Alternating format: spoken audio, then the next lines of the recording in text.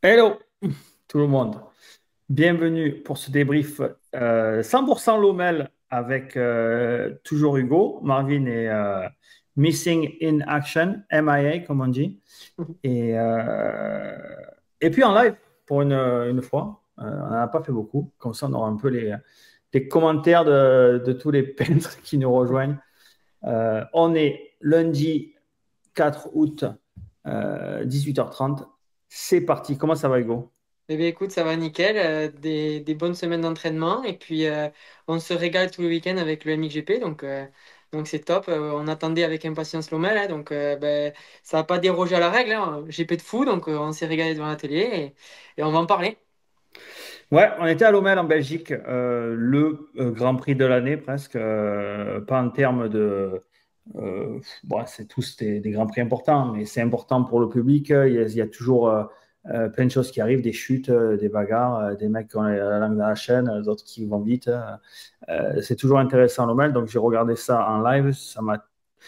Déjà, le dimanche, ça m'a tué. J'ai regardé les 8 heures de Suzuka en direct à partir de 7h30, 8h du matin jusqu'à midi et demi, ça a fini. Donc, avec la victoire de l'équipe de Zarco, c'était cool. Euh, Ensuite, GP, je me suis mis la Formule 1 jusqu'à la deuxième manche MX2. Et puis après, les deuxièmes manches, j'ai scotché le canapé tout le dimanche. Tu m'étonnes. Franchement, on s'est régalé. Les quatre manches. Moi, j'ai aussi regardé les qualifs. Et je me suis régalé aussi en regardant les qualifs. Donc, ouais, un bon week-end moto, bon week-end sport, ouais. Donc, on en parlait la semaine dernière de l'OMEL et de, si vous voulez regarder notre débrief de la semaine dernière sur Loket. On parlait de quand j'étais allé à l'OMEL la première fois en 94. Et il y a des mecs bon, il y a des jeunes comme toi, tu connais pas Jackie Martens, hein? On en a Eh oui, parlé. je connais Jackie Martens, team manager du team Oui, JM. oui, mais tu savais pas qu'il mettait du gros gaz quand il roulait. C'est un ancien top pilote. Oui, donc voilà le Jackie avec, j'ai retrouvé des photos sur le net, le Jackie, vraiment cette moto, Oh, Link. la Husky, la même que la tienne avec le kick à gauche.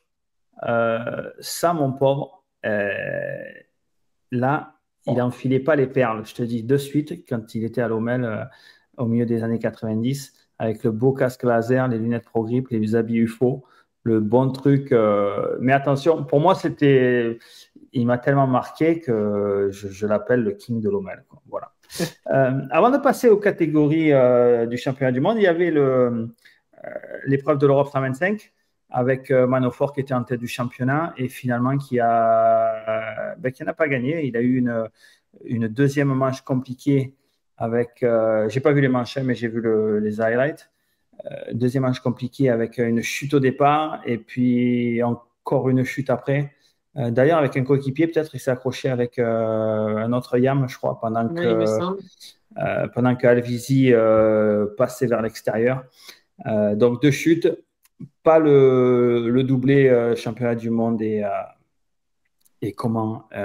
champion d'Europe. Est-ce que tu as vu la course 125?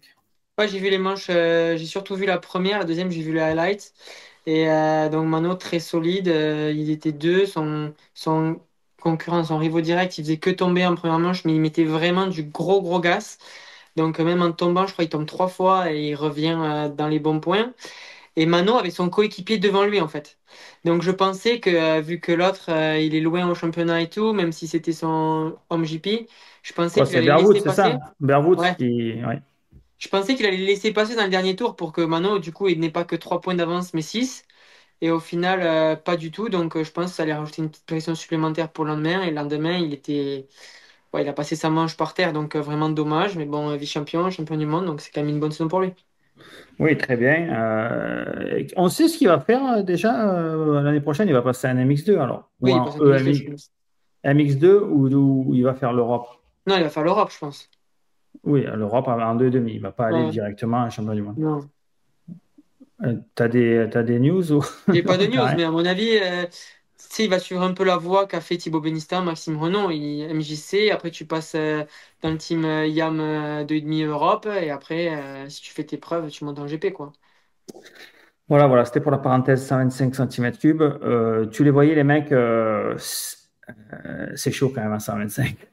Moi, j'ai roulé en 5 il y a 30 ans. Bon, j'avais l'impression que c'était quand même beaucoup plus mou à l'époque que maintenant. D'ailleurs, on peut parler du terrain. J'ai pas trouvé extrêmement défoncé. J'ai trouvé que c'était vachement roulant. Les vagues étaient belles. Si t'avais évidemment, si tu avais la technique de Wolf, c'était facile. Mais tu voyais que il y avait un peu des ornières dans certains appels. Il y avait des marches sur des sauts, des genres de dômes où, par exemple, Lagenfelder est tombé. Il y avait des marches un peu mauvaises. Mais j'ai trouvé que c'était quand même assez roulant et pas si profond que ça, en fait, par rapport à certaines années.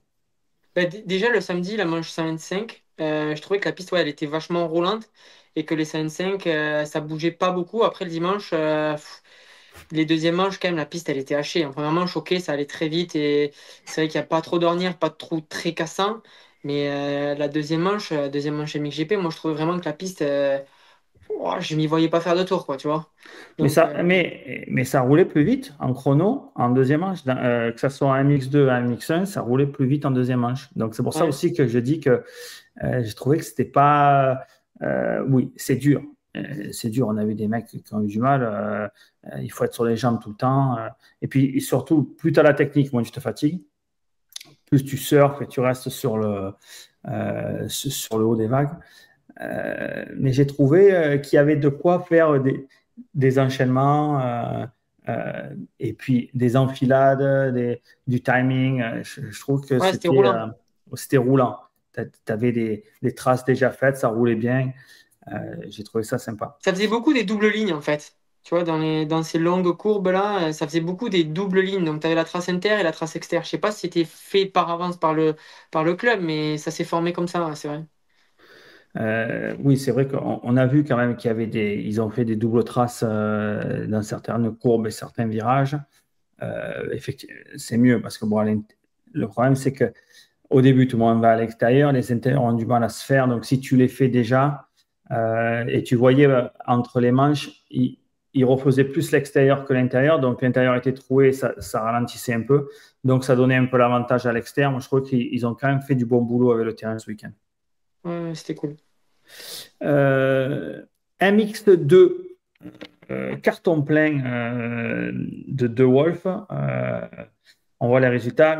De Wolf 2 fois 1, McClellan qui m'a surpris 2 et 3, Conen 4 et 2 qui monte sur le podium, Adamo 3-8, 4 au général, Lagenfelder, le leader du championnat qui a eu un week-end assez compliqué, cinquième avec un 7-4, Valin 6-5-5, Walvort, un inconnu sur une KT qui fait 7, 8 et 9. Je suis désolé pour sa famille et ses proches, je ne le connaissais pas.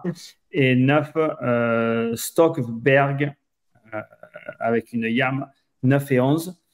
Euh, ben, ça ressemble un peu on en parlait la semaine dernière, les inconnus qui arrivent à Lommel sur un circuit très typé et qui font des résultats. Les mecs, ils arrivent là, ils battent les pilotes d'usine qui, soi-disant, habitent là-bas et s'entraînent souvent sur ce circuit. Et finalement, ils font ces deux inconnus, entre guillemets, qui font 7 et 8.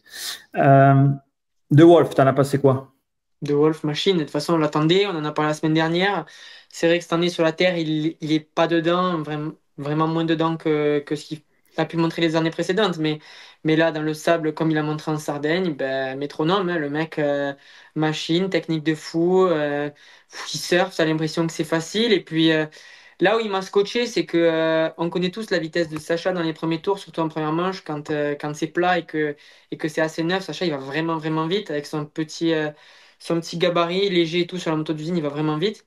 Et puis le De Wolf, bon, machine, hein, il va plus vite que lui, il le double sans problème. Et puis, ouais, une intensité. Après, une fois qu'il a son gap, je pense qu'il gère et c'est pour ça qu'il finit pas avec des énormément de secondes sur les autres. Mais ouais, Bon, vraiment premièrement, fort. je finis avec 28 secondes d'avance quand même. Ouais. Mais il a pas mis la minute. Je pense que s'il s'énerve, il y a peut-être moyen qu'il leur colle la minute. Franchement, impressionnant, jeu de jump de fou. Même, il a toujours sa tête un peu penchée dans les virages là. Et Ben, puis ça les fait avants. plusieurs fois que tu le dis. Tu sais, Fred Vial, il était comme ça. Tedesco Ouais, hein. aussi. Il y a des mecs qui tournent la tête penchée. C'est leur style. Je veux dire, y a pas Ouais, de... c'est son style, mais putain, il m'impressionne le De Wolf dans le sable. À chaque fois que je le regarde rouler, je me dis, pff, machine. Moi, je pense que, sincèrement, quand bon, j'ai bien regardé les quatre manches, De Wolf, c'était le meilleur pilote de la journée en termes de technique. C'est celui qui a la meilleure technique, il a mieux roulé que Conan, par exemple. Dans euh, dans ce S rapide avec la bosse au milieu où il y a Conan qui passe Romain en deuxième manche là, tous les tours, c'est magique, il met la moto où il faut, il fait aux entrées de virage, tu le vois, il fait des impulsions assises pour aller chercher la vague d'après, alors que les autres coupent et se prennent la bosse qui suit dans les jambes, dans le dos, et ça arrête la moto. Lui, il surfe bien, il fait beaucoup d'impulsions assises, un peu à la Jeffrey à la grande époque. Sincèrement, techniquement, il m'a vraiment, vraiment bluffé. Même si on sait que c'est un top pilote, il le montre en Sardaigne ou dans les grosses cours de sable. Ensuite, oui, je pense que techniquement, c'était le meilleur pilote de la journée. Vraiment au-dessus. Au-dessus. Après, peut-être qu'avec un 2,5, c'est plus facile d'attaquer, de faire des choses comme ça, on se fait moins emporter par la moto. Ok, ça, je peux le concevoir. Euh, mais le seul truc qui m'a un peu. Et on en parle souvent, les mecs qui ont un peu du mal dans le sable, physiquement, c'est quand tu les vois rouler assis en sortie de virage et qu'ils attendent de la bosse pour prendre un coup dans le cul pour se lever, pour pas trop utiliser les jambes. Et en début de première manche, il faisait beaucoup ça de Wolf. Je trouvais qu'il roulait vachement assis en sortie de virage, peut-être pour s'économiser. Vraisemblablement, ça a fonctionné parce que physiquement, il était là. Mais c'était peut-être une bonne stratégie aussi de ne pas se fusiller d'entrée. Et stratégiquement, j'ai trouvé que c'était un peu bizarre. J'ai dit, oh, là, je ne serais pas assis si j'étais lui. Je regardais. Et puis après, au fur et à mesure, ça a commencé à être un peu mieux.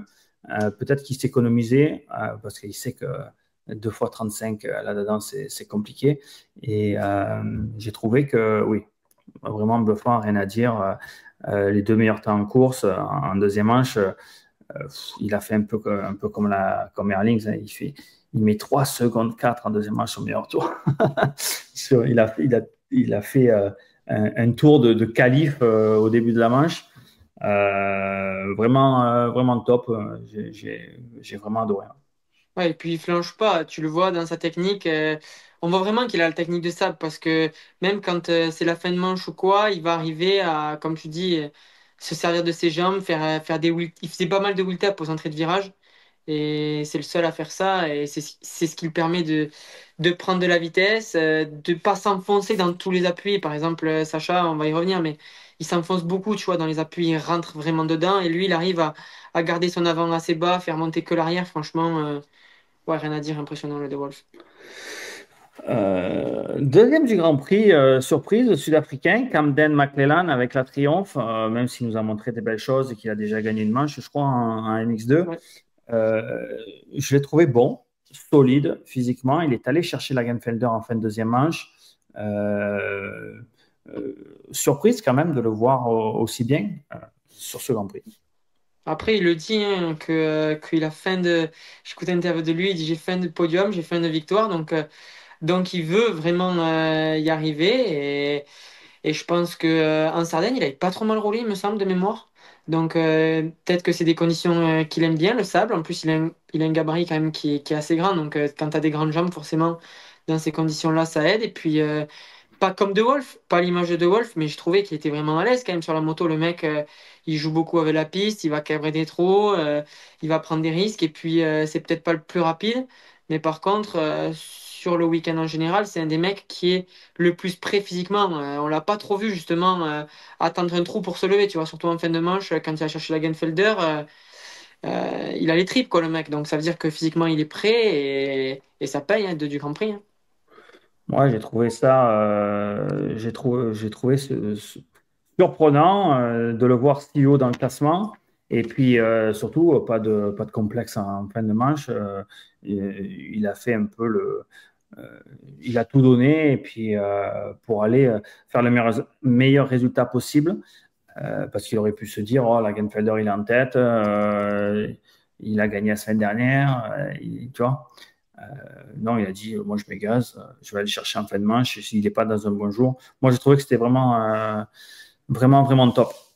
Après, pilote d'usine, hein, quand même, devient pilote usine triomphe, donc il n'a pas de complexe à avoir face à un Bah, il y en a, les Lagenfelder. pilotes d'usine Triomphe, ils ne servent plus à grand-chose. Mais pilote d'usine, c'est un grand mot. Je veux dire, il faut arrêter un peu. Je veux dire, Ouais, mais je veux c'est dire, pas- c'est pas comme si le mec, il avait jamais fait un top 5, tu vois, il a quand même gagné des courses, enfin, pas gagné des grands prix, mais gagné des manches, donc il a pas de complexe à avoir face à ces mecs-là. Au final, moi, ça m'a pas surpris. Je pense que c'est quand même une machine, McLennan, Ouais. tu vois. Ben là, on a juste un 101 qui nous dit que notre ami Mark Lennon, il battait deux Wolf et Evert à 85 sur des courses en Belgique et en Hollande.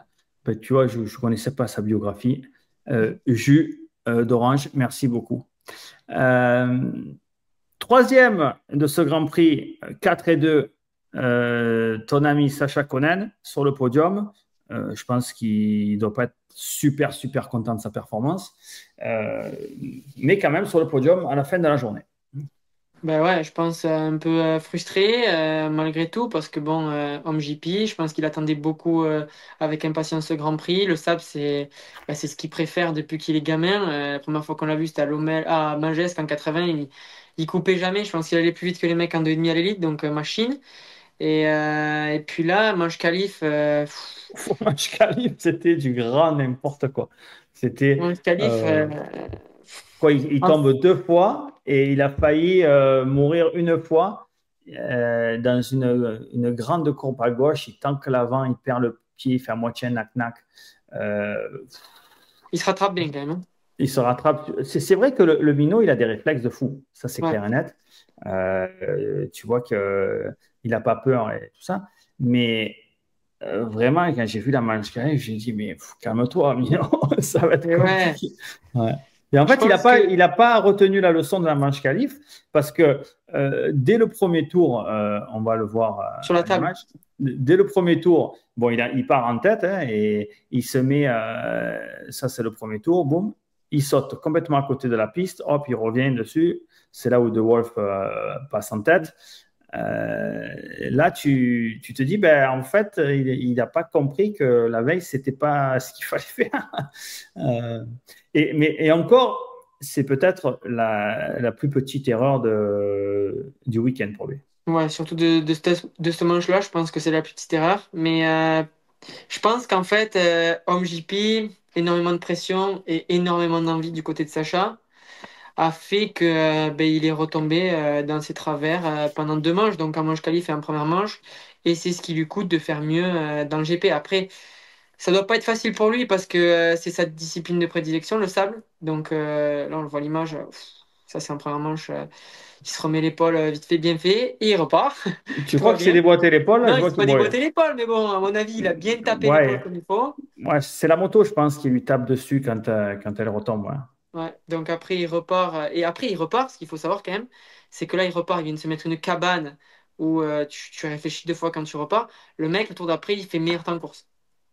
Donc, Enfin, il fait pas. son meilleur temps en course, peut-être. Non, il fait. Ah, c'était lui qui roulait le plus vite à ce moment-là, OK, parce qu'il ne fait pas le meilleur temps en course, il pendant a deux trois tours d'affilée. secondes en 2,5. Son meilleur tour, c'est 2,57. Ils étaient trois en 2,57 en première manche. Conan, Adamo, McClellan en 2,57 plus. Et De Wolf était en 2,37, son meilleur tour Ouais. en course. Et du coup, je pense que malheureusement, il est retombé dans ses travers, l'envie de trop bien faire et passer au-dessus de rouler bien. Et du coup, il a voulu rouler trop vite. Et ben, il s'est puni. Et puis, je pense qu'il voulait montrer que ben, il pouvait battre De Wolf dans le sable. Sauf que ce week-end, malheureusement, De Wolf, il était un ton au-dessus techniquement. Déjà, ils n'ont pas le même gabarit. Et ensuite, il était au-dessus techniquement, tout simplement. Donc, ça a peut-être perturbé. Et du coup, il est monté en l'air. Mais bon, en deuxième manche, quand même, on a revu un mec. On a Ça, revu quand même un mec de c'est la deuxième tôle de la première manche. la première manche. Ouais.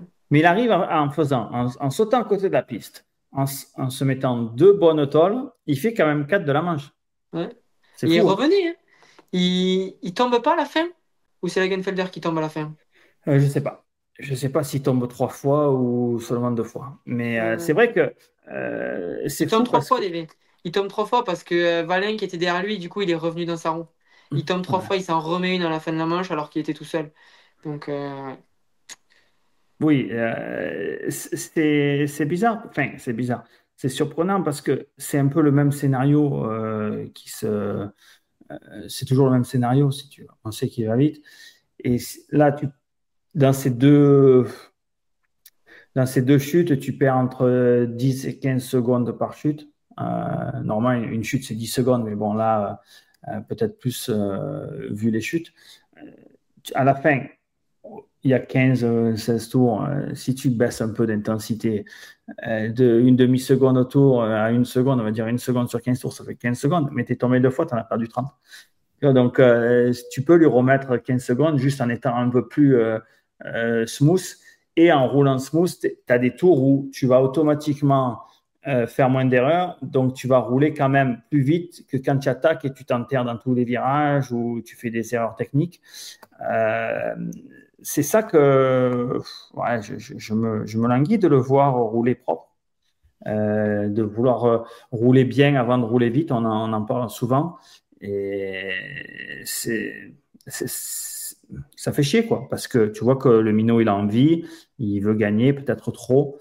Et je pense qu'il faut se mettre des objectifs un peu plus réalistes au lieu de vouloir gagner tout le temps. Là, quand tu vois De Wolf, il est imbattable. Donc, il faut faire 2-2. Voilà. Bon, là, il fait 4-2, c'est pas si mal, mais bon, le problème, c'est qu'il chute beaucoup. Et quand tu chutes, ben, tu as toujours la possibilité de te faire mal. Et c'est ça le problème. et surtout, tu chutes et puis te faire mal. Là, il a broyé la moto, à mon avis, où il y avait tout qui était de travers. T'es pas bien pour le reste de la manche. Déjà que l'Omel, ça doit déjà être assez compliqué, surtout avec son gabarit. Donc, rouler de travers, ça doit pas être facile non plus. Et puis, tu prends des risques inutiles, quoi. Donc, après, en deuxième manche, on l'a quand même vu rouler.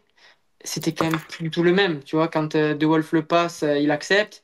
Et tu vois que, ok, il a pas la technique d'un De Wolf parce qu'ils n'ont pas du tout le même gabarit, mais par contre, il a quand même sa technique à lui dans le sable et je trouve que c'est quand même efficace quand il roule smooth, qu'il s'enterre moins dans ses virages. On le voit quand même pas mal jouer avec la piste. Euh, là où Lucas double justement Fèvre, là sur ce saut, là, il faisait super bien aussi, Sacha, pas aussi bien que De Wolf, mais il faisait bien avec ses petites jambes. Il va sauter des trous dans les entrées de virage, il va faire des wheel tape. Tu vois que le minot, il Des est en wheel recherche. tape, des wheel tape, c'est nouveau. Avant, tu avais des wheel tap et maintenant en Belgique, ils font des wheel tape. C'est ça? Voilà, exact. Dans le sable. Ouais. Et Des- après, je voudrais, il y a quelqu'un qui, j'ai vu passer un commentaire. Euh, oui, on parle, en fait, quand il reprend le guidon, tu as Ouais, vu, il tombe comme ça. il repart avec la main de l'autre côté, upside down, à l'envers, Ouais, à sur le l'envers. guidon, au lieu d'avoir la main sur l'embrayage comme ça, il est comme ça. À Ok. l'envers. Il écoute pas le débrief. Remonte. Mais tu sais que on va revoir, Erlings fait la même chose, hein. Et alors qu'Erlings, Exactement. on voit il prend le guidon à l'envers, lui. Il met la main droite sur la poignée gauche et vice-versa. Ça, il faut pas faire, c'est interdit. Ouais, Après, quand tu veux t'en coller une bonne, tu sais plus trop où t'es, tu prends le guidon comme il vient, hein. Et là, le oui, truc, là pour faire un peu l'avocat de Sacha, c'est que le minot est tout petit, hein. Donc, pour la soulever, la moto, quand elle est entassée sous un mètre de sable, tu prends la main comme on t'a appris à l'école, tu mets les deux mains en bas et tu tires. ah Donc, ouais, tu mets les mains, tu t'accroupis et tu utilises les jambes pour monter, hein, voilà, c'est ça. comme on nous apprend, c'est ça. Donc, Euh, t'as pas forcément les bonnes mains. Adamo, qui était deuxième du championnat, fait 4, 3 et 8. Adamo qui a perdu la deuxième place du championnat au profit de De Wolf ce week-end. Mais bien roulé, troisième en première. Deuxième manche, il tombe au départ. Donc il repart très loin. Bon, pas 40e parce qu'ils ne sont pas 40 sur la piste, mais ils étaient bien plus de 30 ce week-end. Euh, Belle remontée. À un moment donné, j'ai cru qu'il allait chercher Benistan et qui avait devant. Elzinga. Voilà, les deux yams, exactement. À un moment donné, j'ai dit, tiens, il va faire 6. C'est pas mal de faire 3 et 6 en tombant au départ. Et finalement, ça a poussé Benistan à aller passer Elzinga. Et Adamo a eu un peu de mal dans les derniers tours.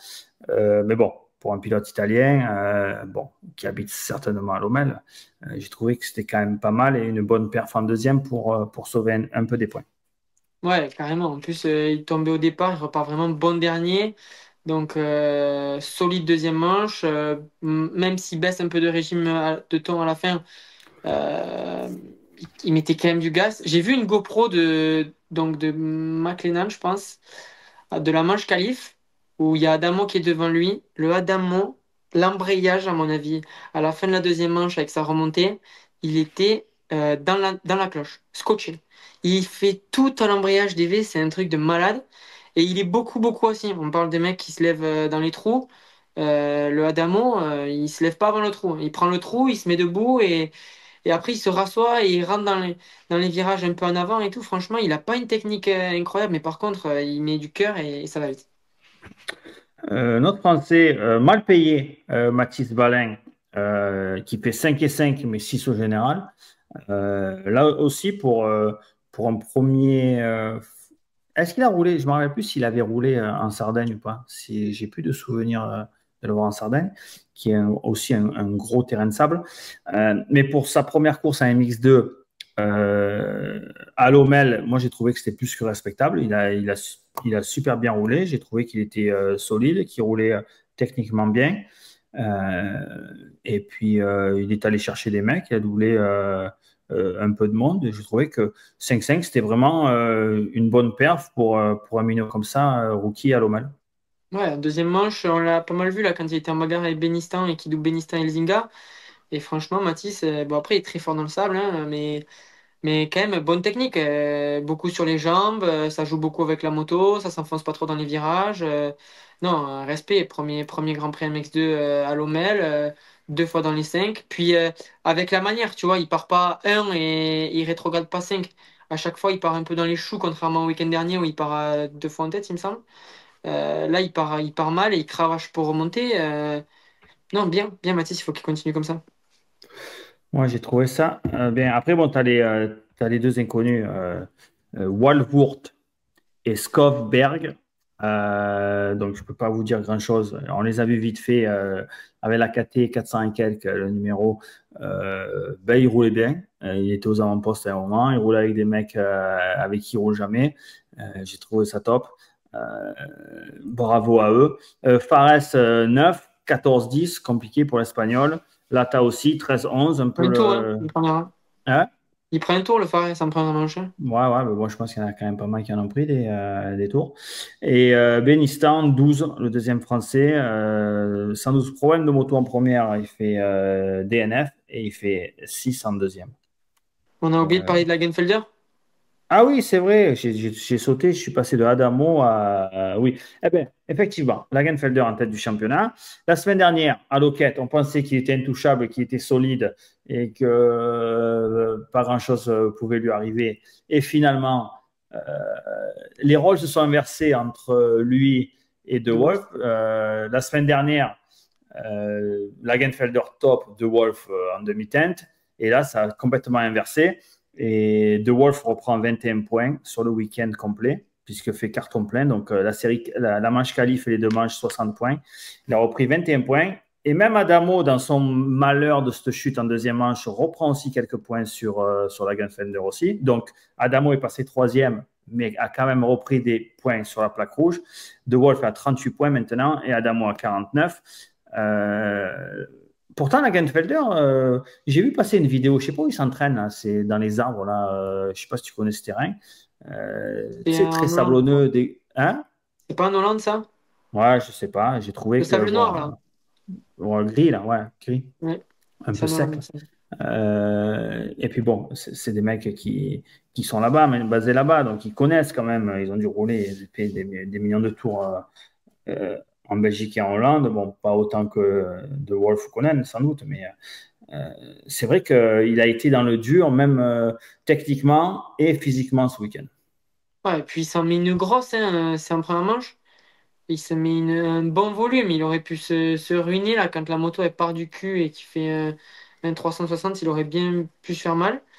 Mais ouais, Lagenfelder, il ne faut pas qu'il enchaîne les week-ends comme ça. On sait que sur la terre, il nous montre vraiment des bonnes choses depuis le début de la saison. Mais là, dans le sable, méconnaissable, hein, un peu comme De Wolf sur la terre, tu viens de le dire. Mais putain, mais même quand il est aussi bon le week-end dernier à Loquette, je veux bien que ce ne soit pas la même texture de sol, mais il n'y a pas Peut-être un qu'il était moment. malade, peut-être qu'il avait la tourista, j'en sais rien, peut-être qu'il a mangé une fricadelle la veille, elle n'est pas bien passée. Tu Je sais sais pas, pas mais il y a des trop. soucis là. Ouais, peut-être qu'il n'était pas en forme. Ça arrive de passer à côté. Ouais. On voit depuis le début de l'année qu'il a été très solide. C'est peut-être une de ses plus mauvaises courses cette année Ah, ben, c'est la plus mauvaise. ouais, en termes de performance et de vitesse, de technique. On voyait qu'il souffrait, quoi. Donc, peut-être qu'il y a quelque chose qu'on ne sait pas. Et c'est quand même surprenant de le voir comme ça. Ouais, c'est sûr. Je suis en train de regarder en Sardaigne ce qu'il avait fait, mais il avait fait 3 en première manche, donc c'est qu'il s'est roué dans le sable, hein, le Lagenfelder 1. Donc là, il a eu un souci et c'est dommage parce que je pense que dans sa meilleure forme et dans un grand jour, il peut pas battre un De Wolf, mais il peut lui poser des problèmes et ça peut donner des bonnes bagarres. Ouais. Bon, c'est tout, catégorie MX2. MX2, Ouais. on a fait le tour. Moi, je pense que c'est bon, hein. Donc, on va mettre, il n'y a pas Marvin, mais comme s'il nous regarde, on va mettre les points au championnat, on en a parlé. Lagenfelder, toujours en plaque rouge, 704 points. De Wolf qui a en repris 21, donc, et qui revient à 38 points. Et Adamo, troisième à 49. Donc, ça reste toujours dans une course, moins d'une course de retard. Donc, ça reste jouable. Il faut rappeler, on l'avait dit la semaine dernière, il reste 5 courses, 60 points par course, il reste 300 points attribués. Presque pas loin de 50% des points qu'ils ont maintenant. Tu vois, ils ont 600 et quelques points, 700 points, il en reste 300. On a fait à l'OMEL le 3 quarts du championnat. Il en reste, si on a fait 3 quarts, il en reste un quart ou un bus, comme vous voulez.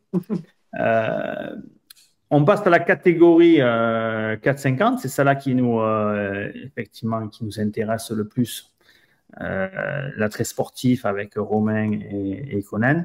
Et on n'a pas été, je cherche mon mot, Déçu. euh, on n'a pas été déçus, exactement. Je vais mettre le classement de la journée. Donc, Lucas et Romain font statu quo en termes de points 2-1-1-2, avec un petit avantage pour Lucas qui a gagné la manche qualif, qui a repris un point le samedi.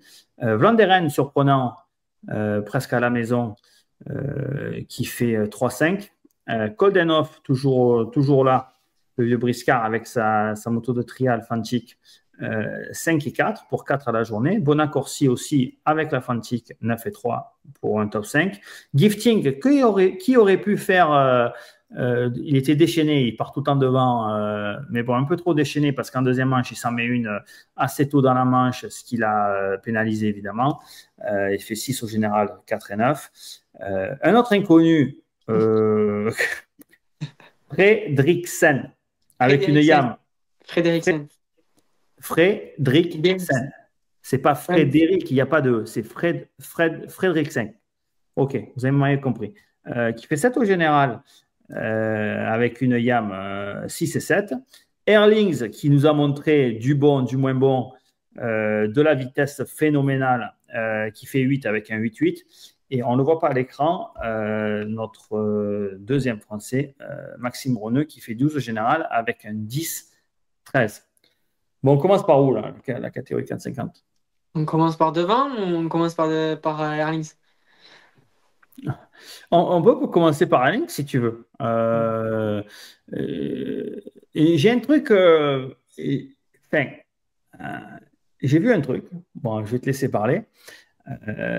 Mais c'est vrai que en deuxième manche, vitesse supersonique, on passe à la deuxième manche directe.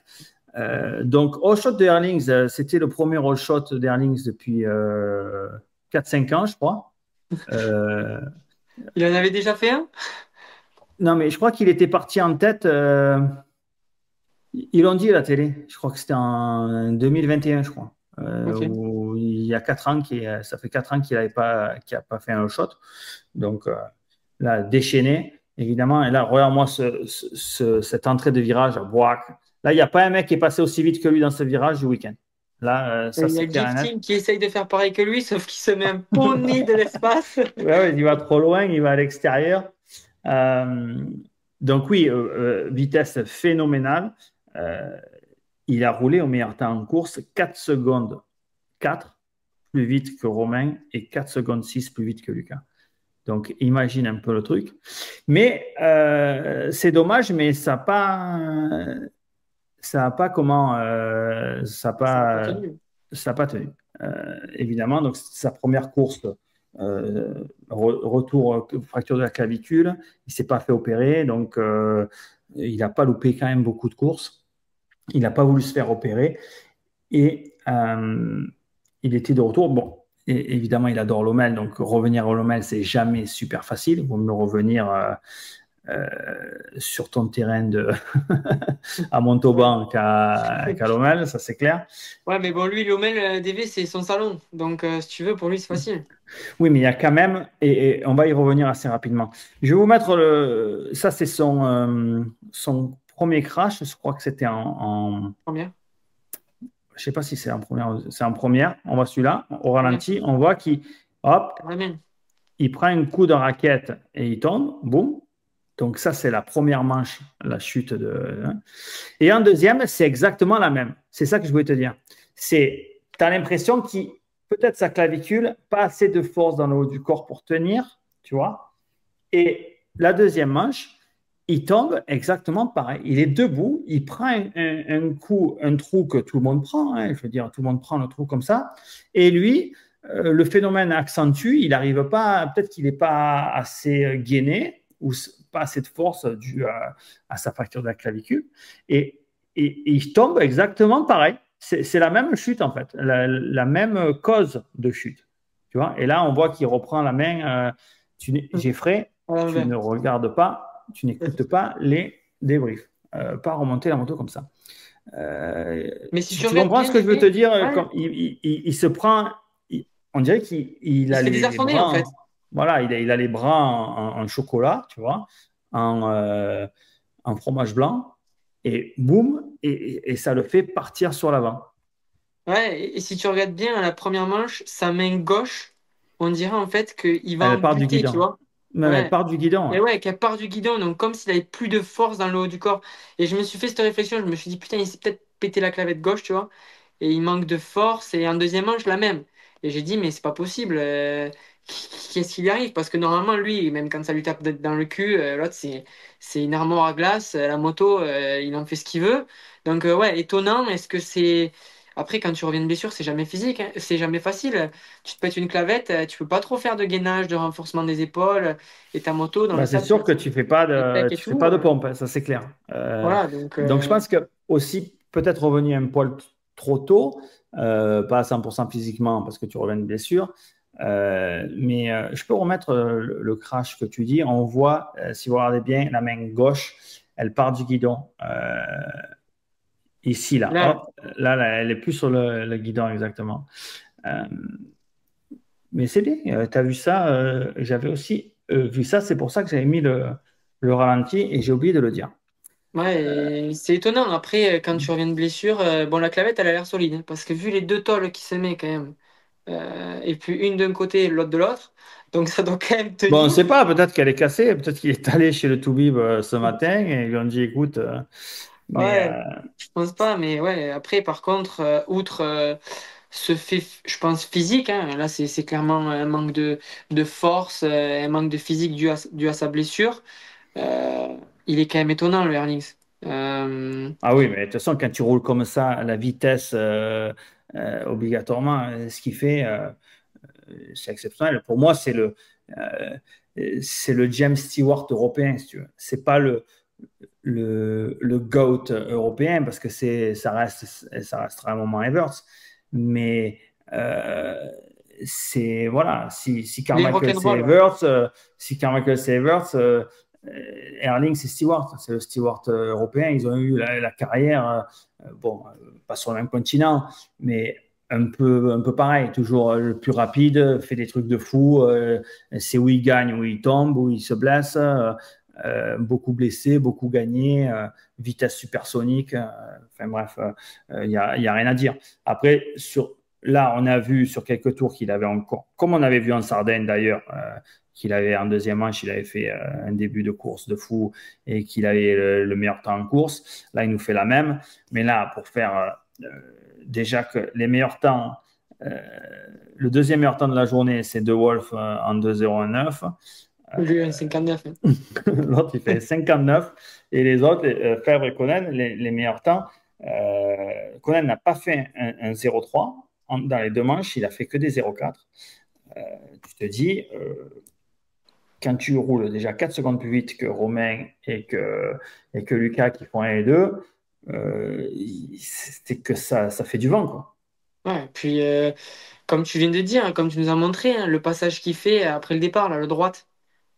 Non, mais là, déjà, il prend une seconde, quasiment une seconde plein à tout le monde dans le virage. Donc, il a mis cette intensité-là sur tout le tour. Et je pense que il a voulu faire ça. Et je pense que c'est aussi pour ça qu'il est revenu à l'Omel, par fierté, montrer au petit jeune Lucas que Lucas veut être le king dans le sable, veut être le meilleur pilote sur la terre dans le sable.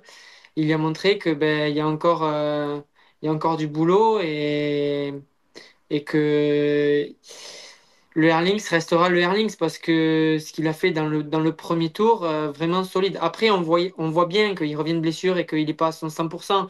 Quand ta première manche, il se retourne pour voir qui c'est qu'il y a derrière lui. Erlings Alomel qui se retourne au deuxième tour, c'est du jamais vu. Donc, Erlings qui se fait doubler par Isaac Gifting en première manche et qui se fait doubler par Hakon Frederiksen, c'est du jamais vu non plus, surtout à Lomel. Donc, Oui, parce qu'il n'était pas prêt, tout simplement. Donc, il n'y a voilà, pas mais ça il y a aussi, pas de c'est hyper souci. respectable de sa part. T'es Jeffrey Herlings, t'es la légende vivante dans le sable et t'acceptes de revenir à une course pour te faire battre dans ton jardin. Donc ça, c'est... Moi, je trouve que c'est vraiment respectable de sa part et chapeau à lui pour ce qu'il a montré ce week-end. Là, un message que j'avais fait passer sur l'équipe 21, Jean-Loup Lepin, je ne sais pas qui c'est, pense qu'il fait un point mort. Non, il ne fait pas un point mort, hein, parce que et en première match, il fait la même chute. Il n'y a pas de point mort. Normalement, là, Sinon, la tu roue ne termines. tourne pas. Ouais, donc, Jean-Loup, oui, c'était un bon commentaire, mais ça n'a pas été le cas. Merci Arnaud, Hugo, Fanny, Lisa. Je ne sais pas qui c'est de vous, vous êtes quatre, mais ça doit être sympa chez vous. Euh, on parlait de. Oui, bon, moi c'est pareil. Il aurait pu faire un pass, venir en short basket, regarder et revenir quand il est prêt. Il a voulu rouler. Je trouve qu'il a montré de belles choses. On a vu que. Et ça montre aussi que les autres, ils ont du boulot, quoi, quand même. Tu vois. Et après, au chrono, je sais pas si tu as regardé le time practice des V. Non. Mais Erlings fait 2, je veux pas dire une connerie, je vais revérifier, mais Erlings fait 2 à rien de Lucas et genre ils se sont disputés costaud. C'était un peu un coup à toi, un coup à moi. Donc beau et j'ai trouvé ça quand même bien de sa part, tu vois. Je pense qu'il est, ouais, tu vois, Lucas fait 1,57,6 et Erlings fait 1,57,9. Donc tu vois, ils se sont vraiment disputés. Tu te rends compte, c'était au calife, terrain assez bien. Tu fais qu'un tour, tu te concentres. Et l'autre, il te pète un 59 premier tour de la deuxième. Oh là là. Super solide. Euh, voilà, David qui nous dit qu'il y a un problème d'amortisseur pour Erlings. Euh, ouais, Tu ça, finis pas ça la se, manche. ça se défend, mais bon, t'as un problème d'amortisseur à Lommel, tu le sais vite. Tu le sais très très vite. Euh, on passe pour ceux qui ont gagné la course. Deux belles manches entre Lucas et Romain. Euh, un peu en vice-versa, quoi. Romain était très fort en première et Lucas en deuxième.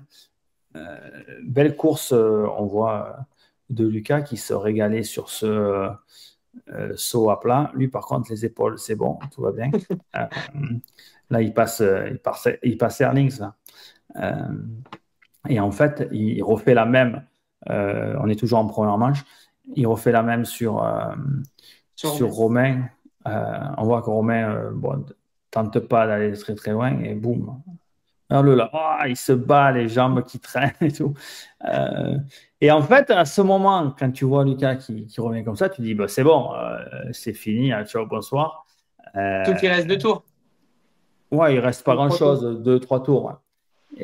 Et là, d'un coup, tu as, Romain qui opportunise sa bloc et ça l'a piqué au vif. Donc, je pense que ça, il a dit, écoute, je vais encore perdre des points. Là, ces points-là, c'est pas 3 points, ça compte 6 points hein, en confrontation directe. Euh, quand tu, si Romain gagne la première ou Romain fait deux derrière Lucas, c'est un swing, c'est une différence de 6 points entre les deux pilotes. Donc ça, c'est vraiment des dépassements très importants.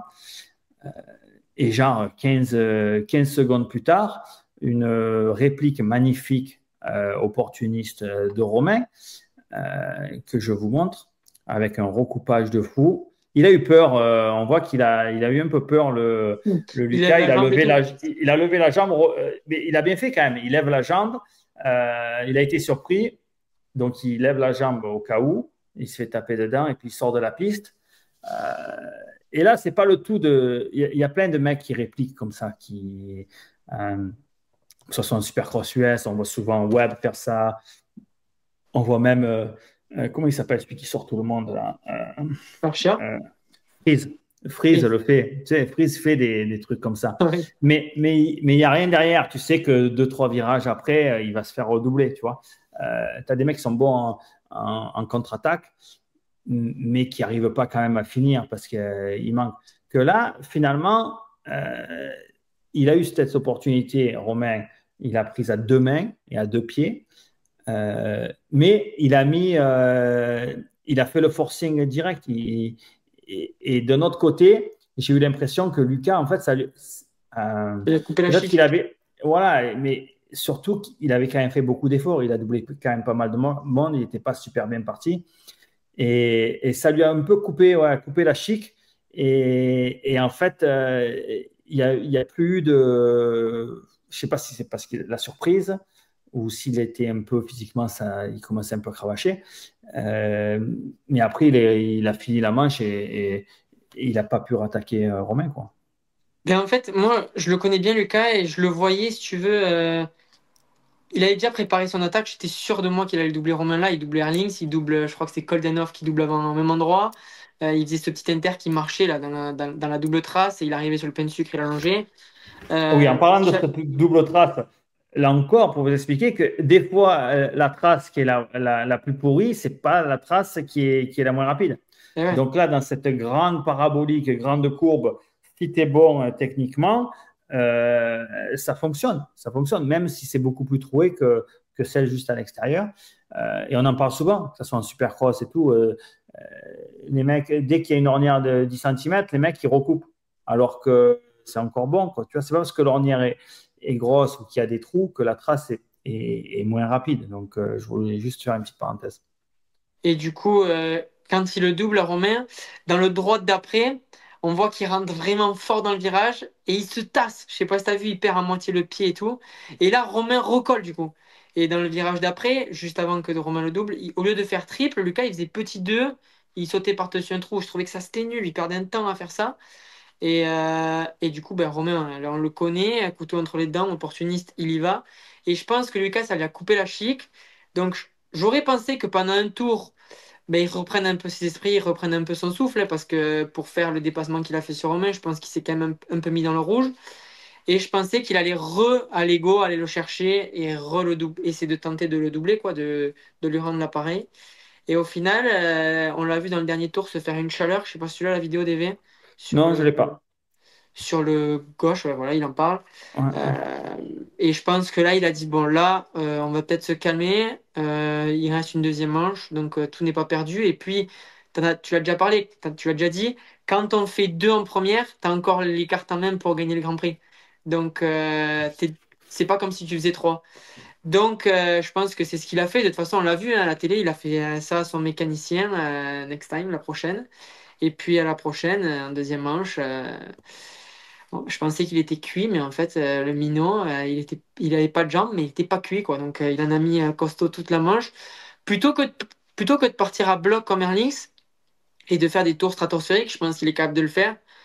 Il a fait un peu toute la manche au même rythme. Tu vois, c'est temps à pas trop baisser du début à la fin et garder un rythme constant pour revenir et doubler les mecs les uns après les autres et gagner la manche. Donc, grand respect à lui, 18 ans, gagner le GP de Lommel à la maison. Chapeau bas à l'artiste. Ouais, c'était beau. On en parle des fois on fait. Lucas a le dépassement de la journée, hein, ce dépassement sur Romain en deuxième manche, magnifique. Moi, je sais pas pourquoi Romain ne prend pas cette trace. On le voit là, magnifique. Là, comme il avale, vous n'avez pas idée quand il avale la bosse là de l'intérieur. C'est pas un saut à plat, c'est pas un saut tout plat, C'est une nuance. c'est presque un mur quoi. Il y a une bosse devant, on le voit, il avale et il prend une grosse décharge à l'appel de ce saut-là qui le propulse derrière la bosse d'après. Donc ça, c'est vraiment, vraiment très, très dur. Et je vous dis que l'impact est énorme à cette vitesse-là. Euh, oui, c'est bien pour Lucas de gagner le Grand Prix chez lui. En termes de mathématiques et de comptes, c'est pas terrible, même s'il reprend un point, il aurait pu en reprendre plus que ça. Euh, Moi, j'ai un petit bémol sur Lucas. Je trouve que euh, quand tu, par exemple, ce passage-là que je viens de montrer, ce dépassement sur Romain, c'est la seule fois où il passe cet enchaînement, cette enfilade de S et à la télé, évidemment, j'y étais pas sur place, hein. Mais à la télé, c'est la seule fois de la journée qu'il le passe bien. Sinon, il n'arrivait pas à faire le dernier saut dans le virage comme il faut pour faire la courbe. Il descendait dans le trou à l'entrée, il perdait du temps. Alors qu'Erlings le faisait, alors que De Wolf faisait tous les tours. Moi, le seul petit bémol que j'ai, outre, on va me dire que je suis un fou, hein, euh, je trouve que techniquement, il manque et pas un petit peu, pas un petit peu, par rapport à la performance de Wolf et la facilité.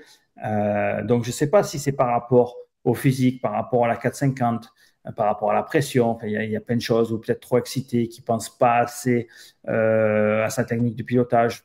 Il est capable de le faire. Il est capable de le faire, puisqu'on l'a vu le faire l'année dernière en 2,5. Je pense qu'il n'y a pas de souci. Mais quand tu regardes, ça aurait été bien de voir, tu vois, le programme qu'on a quand qu'on superpose les images et de montrer vraiment l'aisance technique d'Underworld, par exemple, où il est vraiment irréprochable. Il pense à tout. Il pense à chaque fois ce qu'il doit faire, euh, comment il doit le faire, surtout à l'Omel. On ne parle pas de Loquette, mais à l'Omel.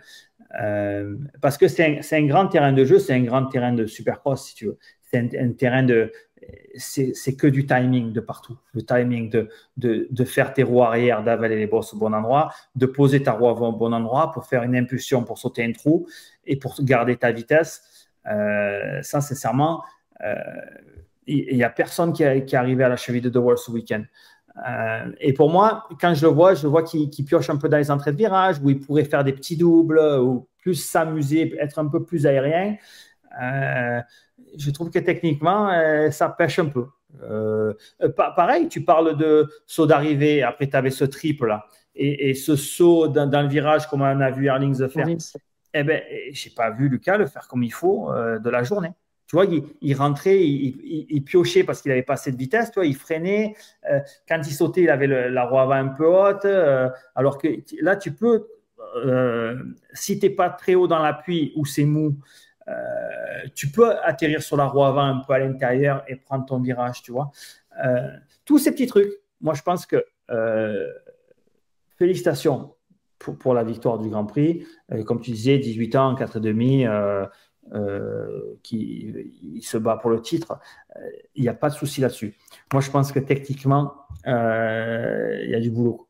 Mais en fait, je suis entièrement d'accord avec toi et je pense que c'est plus peut-être un manque d'expérience vraiment, un peu de pression championnat, hors GP, mais surtout, je pense que c'est la 450 et le manque c'est pas le manque c'est le manque de force en fait, réellement.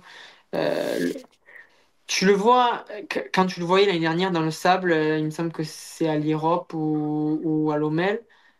C'est une machine. Ce qu'il fait, même en matériel bassin, aux Miss des Nations, ce qu'il fait techniquement, c'est équivalent, voire même mieux qu'un De Wolf. Et c'est vrai que depuis qu'il est sur la 450, c'est pas la première fois que tu le dis, DV, sur ton début de saison, tu le répétais beaucoup. C'est plus comme avant, mais je pense qu'en fait, c'est le poids de la 450. Il me l'a répété beaucoup. Il me dit, tu te rends pas compte comment c'est dur la 4,5, c'est une grosse moto. Et il a dit, hein, il a dit au micro, je pensais que ça allait être dur, mais pas autant. Tu vois? Il Mm. savait que ça allait être dur à la 4,5, mais pas autant. Et je pense que justement, c'est ce manque de force, ce manque de Mais physique. tu sais que si tu roules aérien technique, tu te fais, Moins chier. moins chier, mais tu te fatigues moins. Parce que là, Et ouais, dans mais il cette faut avoir de la enfilade, force physique là, pour le faire, DV. oui, mais c'est plus une histoire de timing. C'est plus compliqué de descendre dans les trous et de se prendre cette G-force, tu vois, cette force, que je sais Ouais, pas ouais, comment dire en c'est français, des forces centrifuges. dans les jambes quand tu descends dans les trous. Donc là, il faut retenir beaucoup avec les quadriceps et tout. C'est compliqué, ça fait mal. Alors que en roulant aérien, physiquement, c'est comme des mecs qui piochent dans les hoops et des mecs qui survolent. Les mecs qui piochent, ils arrivent au bout, ils sont à 250 de pulsation, il leur faut après le 15 SAMU. Alors que tu mets un mec comme Stewart, il boit le café, il mange un petit spéculoos, il arrive au vent, et il peut discuter, quoi. Et il n'est même pas essoufflé. C'est un peu, bon, c'est une image, mais c'est un peu le truc comme ça. Et tu parlais de la Sardaigne.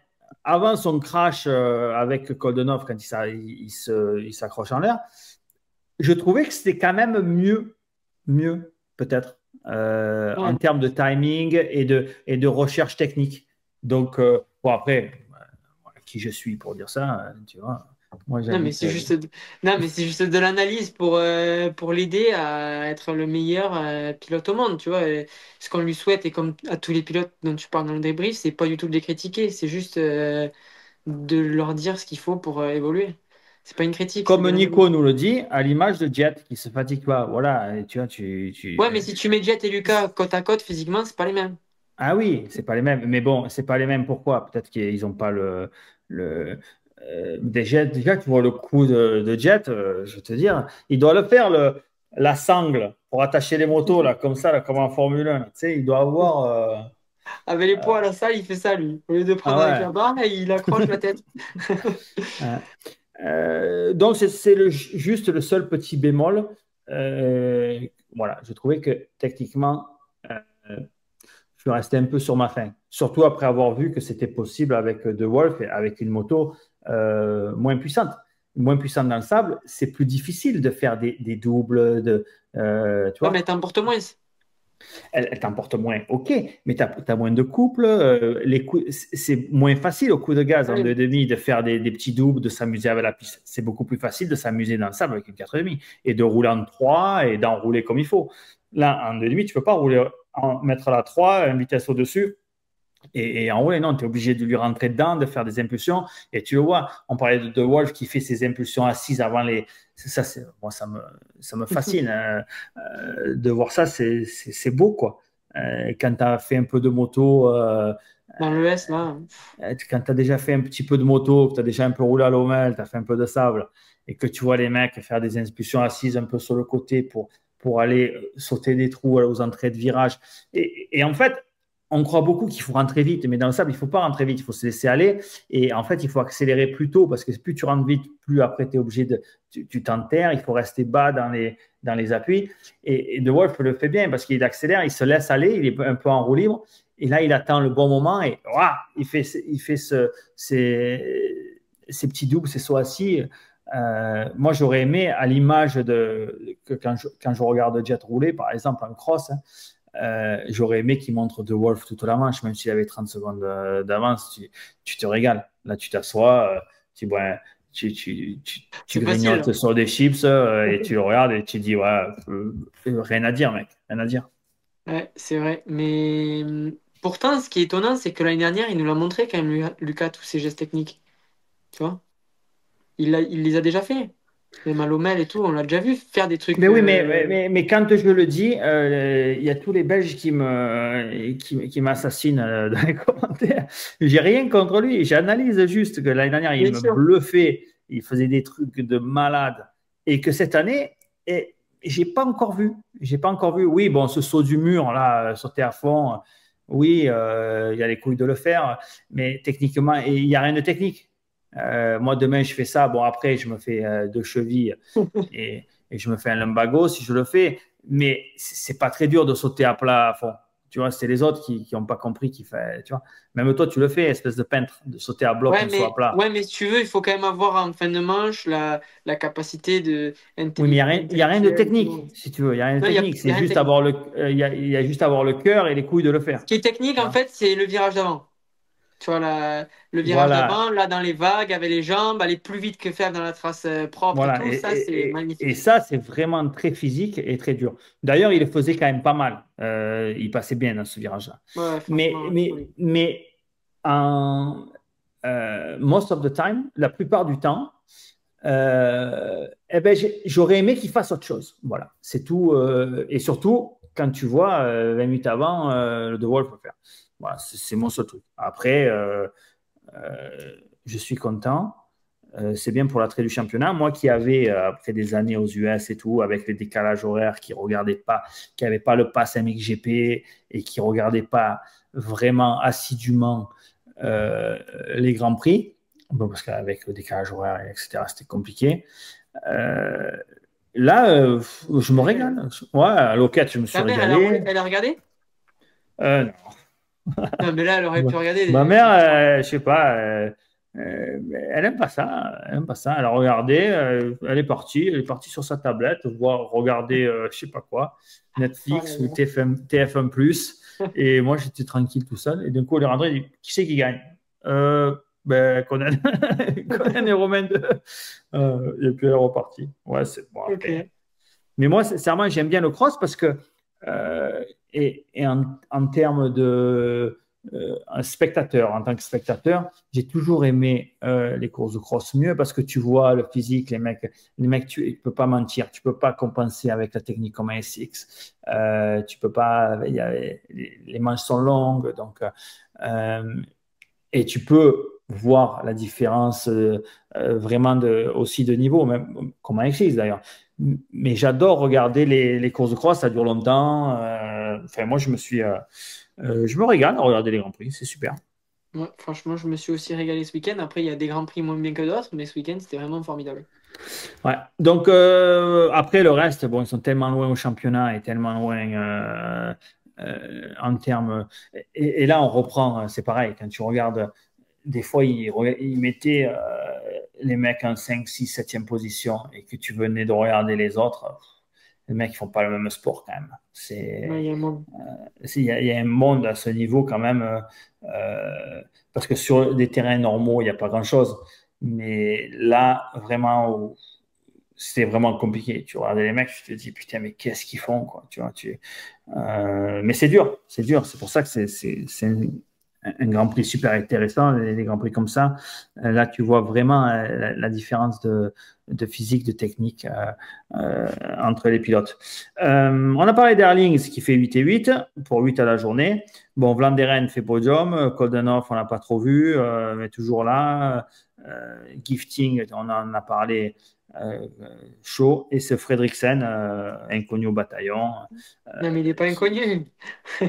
Comment il n'est pas inconnu? C'est son premier Grand Prix de sa vie, je crois. Mais non, Eh non. non, comment tu le connais? Mais je le connais. Moi, je me suis battu avec lui en Supercross, donc je le connais bien, ce mec. Et Oui, c'est mais pas en Grand sympa. Prix, peut-être qu'il n'en a jamais fait. Si, si, il a déjà fait des grands prix. Peut-être pas en 4,5, mais il a déjà fait des grands prix en MX2, ça c'est sûr à 100%. C'est un top pilote norvégien dans le sable, c'est une machine de guerre. Et il a même roulé chez Bud. Bon, il s'est beaucoup fait mal et du coup, sa carrière, elle a un peu coulé à ce moment-là. Mais c'est un beau bébé. Le mec, belle armoire à glace, c'est plus un humain qu'un pilote de moto. C'est Et un. Ah oui, c'est un bûcheron ah, norvégien. non, mais DV, lui, première fois de Lui, ma il vie que chasse les sangliers à main nue, lui. Hein. Ah oui, C'est, oui, lui, lui, il roule dans la neige, il s'entraîne dans la neige, tout, c'est un vrai. Lui, première fois de ma vie que je l'ai vu, il nous a regardé au press day, il passe une année, oups, il n'y arrivait pas, il a fait ça, comme ça, et il a mis à fond. Voilà. Il Merci. a fait une tranchée au milieu. Ah oui, oui. Tu vas sur son compte, tu regardes le Supercross de Genève, je te l'enverrai. Il s'est mis une cabane, il s'est tué. Ah, mais tu Et aurais dû ouais, me l'envoyer, on l'aurait passé. ah ouais, je sais pas Voilà, passé. tu vois quelques bons résultats en EMX 250. Je suis désolé, je ne le connais pas, Fredriksen. Mais vu la performance, c'est qu'il roule. Mais j'ai entendu dire que c'est son premier Grand Prix, ou premier Peut-être en Grand Prix quatrième. de l'année peut-être, ou un premier Ouais, de Grand Prix en l'année, c'est sûr. 4,5. Hmm. De l'année, c'est Donc sûr. voilà, c'est quand même top. Course compliquée pour Renault, qui était dans le top 10 en deuxième, mais qui a rétrogradé. Ça, certainement pas prêt physiquement, retour de blessure. C'est compliqué hein, chez Yam cette année, que ce soit en 2,5 ou en 4,50. Euh, Peut-être qu'il y aura du renouveau avec l'arrivée d'une pointure l'année prochaine dans ce team. Ouais, Euh, peut-être. Mais ça fait chier pour Maxime Renault, franchement. Il avait fait un bon début de saison. Bon, il s'est blessé et tout, mais on le il voit gagne pas. la première course de l'année. Ah oui, mais on le voit pas se faire plaisir avec la moto. Tu vois bien que tout le week-end, il galère, il se bat, il fait ce qu'il peut. Et puis ses coéquipiers, c'est pareil. Bon, là, Vlanderen fait 3, mais en général, les Fantiques sont quand même mieux que les gars. Mais ouais, c'est dommage pour Maxime, ça fait chier. Mais bon, on sait que c'est un gros bosseur, donc j'espère qu'il va réussir à rebondir. Et voilà, quoi. Oui, j'ai vu passer un commentaire en début de live, mon pote Julien Oudan qui voulait des news sur le mercato. Je pense qu'on en a parlé. On annonce Erling chez Honda, aux côtés de Vial peut-être. On annonce les rumeurs, hein. Les rumeurs, c'est que Tim Geiser serait chez Yam. Il y a quoi d'autre? Chez Ducati. Euh, Il y a un Italien, Bonacorsi, je crois. C'est Ducati, on sait peut-être. Et qui ça sera l'autre pilote Ducati? Je ne sais plus. Et Guadagnini, à mon avis. Non, Guanani, Il c'est a pas fini, je signé crois. 2 ans? Non, je crois que non. Donc Ok. voilà, en termes de Grand Prix, c'est un peu les seuls trucs, mais rien d'officiel, hein, c'est des rumeurs. Mais d'après ce qui se dit, oui, Erling serait peut-être chez Honda et Geyser chez Yam. C'est les deux grosses pointures qui vont changer. Bon, après, Geyser, il a quoi, 25-26 ans, il est quand même encore jeune, alors qu'Erling aura 31 cette année. Ils sont c'est un peu différent dans leur carrière hein, de changer ça, mais bon, vu la Honda avec Fernandez, qui n'est pas un mec au-dessus du lot, il fait des bons trucs, la moto fonctionne. Donc, Erlings, et je suis content de voir un mec qui a roulé toute sa carrière chez KT, par exemple, ou dans une marque, aller ailleurs avec un nouveau challenge et surtout passer de moto de KT à japonaise. Ça n'a pas fonctionné pour Prado, mais on verra si ça fonctionne pour Erlings. C'est étonnant quand même que le Geiger il parte de chez Honda. Il a la meilleure moto, il gagne tout aux US. Bon, là, il gagnait en Europe avant de se faire mal. Elle va bien depuis des années. Et là, il va dans un team où, bon, ben là, actuellement, le team où il va, c'est la dégringolade. Donc, c'est étonnant quand même comme choix. Derrière, il doit y avoir sûrement un bon chèque, mais il choisit pas la solution la plus facile, à mon avis, le Geiger. Geyser qui a 28 ans, je viens de checker, et d'ailleurs il y a un mec qui nous dit qu'il aura 29 ans, hein. Je le pensais plus jeune que ça. Euh, En parlant oui, parlant de Ducati, c'est le team Fantic qui va récupérer le team Ducati. Donc Fantic, normalement, a rébuffé. C'est pour ça que je pense qu'il garderait Bonacorsi et Seward. Seward resterait parce qu'il avait signé 2 ans, mais je pense que c'est tout. Ensuite, bon, après pour les US, c'est annoncé Barcia et Dylan Ferrandi chez Ducati aussi. Mais ça aussi, rien n'est fait. On va passer à la chute, au poney, à la Nickel. cabane, mais ce que vous voulez, hein. Et c'est encore une yam, je suis désolé, mais c'est pas de ma faute. Petit poney de l'espace sur le trip, à mon avis, après l'arrivée. Celle-là, même en rêve, en cauchemar plutôt, j'aurais pas voulu la prendre. Là, tu te réveilles. Si tu fais un Oh cauchemar avec ça, là tu là sautes là dans le lit. là. Ah ouais, là, c'est un truc de fou. Ouais. Euh, Ouais, Gers, le truc Alpinstar, le airbag qui a fonctionné, il avait l'air d'être OK. C'est fou parce que les mecs se mettent des tôles, donc il n'y a plus de visière. Et le premier truc qu'il fait, c'est qu'il tire le roll-off. Je ne sais pas si tu as fait En gaffe. même temps, il y voit rien, DV. Ah, Je l'ai vu. c'est bizarre, mais les mecs, quand ils se ruinent, et le premier truc qu'ils font, ils tirent le roll-off. Je dis, Et je sais pas si tu as vu Ruben Fernandez aussi au départ, je crois que c'est de la première. Il tombe dans le droit juste après le départ. Et en fait, il plante la visière comme ça. Et donc, il le montre à l'image. Et donc, il a la visière, elle est comme... il voit plus un mètre. ah oui, Et oui, je l'ai vu, je l'ai vu, je l'ai et vu. il Il a tire la les visière comme tirs-off ça. ou il tire le roll-off. Parce qu'à mon avis, il voit plus rien, mais il se rend pas compte que c'est la visière. Oh, c'était magique. Oh là là. Bon, voilà, petit débrief live. Quoi d'autre? Et quand même, belle seconde manche du privé Pancard, hein, qui fait quand même 6 en deuxième. Et je crois qu'il fait un très bon. Il fait 15 en première, un truc comme ça. Mais il avait des très très bons tours en course aussi. J'ai regardé. Euh, Je vais regarder. c'est bien que tu en parles. Mais oui, Pancart qui fait, bon, qui fait pas dans les 10, je crois qu'il fait 11 ou peut-être 11 au général. Mais il avait des bons temps en course En et deuxième manche, qui, ouais, même bon temps en course. ouais, et qui confirme un peu sa forme de loquette sur deux terrains complètement différents. Ouais. Cool de voir des privés performer. Quoi d'autre? On a fait le tour. On a fait le tour. Le week-end prochain, il n'y aura pas de Grand Prix. On retourne aux US pour la course de Ironman. Enfin, les gars, 2 week-ends C'est sans long. course, compliqué, tu vois. Heureusement qu'il y avait les MXGP, hein. Heureusement, heureusement, mais c'est mieux quand il y a le samedi le US et le GP le dimanche. C'est quand même C'est ça. mieux. Donc, de retour, on fera le point euh, après la course, évidemment, dans le débrief. J'espère que Marvin pourra nous rejoindre. Marvin, qui est en France et qui nous a envoyé des messages avec le trafic plein, qui part à Un craqué. l'entraînement, qui se prépare très dur pour la course de Majesque, le Air Contest. Oh, j'ai du mal aujourd'hui. Ah ouais, là, Le c'est Air belle. Contest à Majesque le 14 août. Donc, pas ce jeudi, le jeudi d'après. Et ce week-end, toi, tu seras, peut-être moi aussi d'ailleurs. Ah, faut venir, là, gros, t'es à côté, là.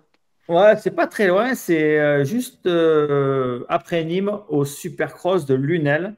Yes. Ça s'appelle quoi, le CMX Park, c'est ça? C'est un mix contest, je crois, non?